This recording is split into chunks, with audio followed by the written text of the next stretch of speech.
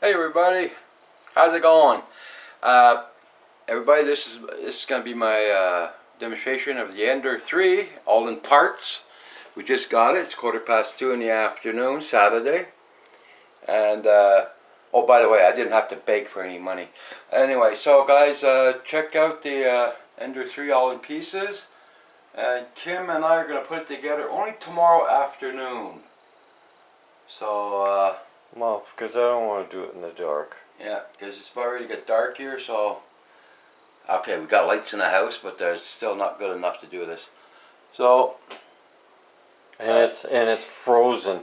yeah, it's very very cold on top of that. So I'm gonna let the weather get the temperature heated up. And of course, he's got Mech Solutions Mix filament. it. Yep. I got the brown one and the white one. And I'll be demonstrating the brown one how it is. Maybe Tomorrow. the next day's coming. Tomorrow.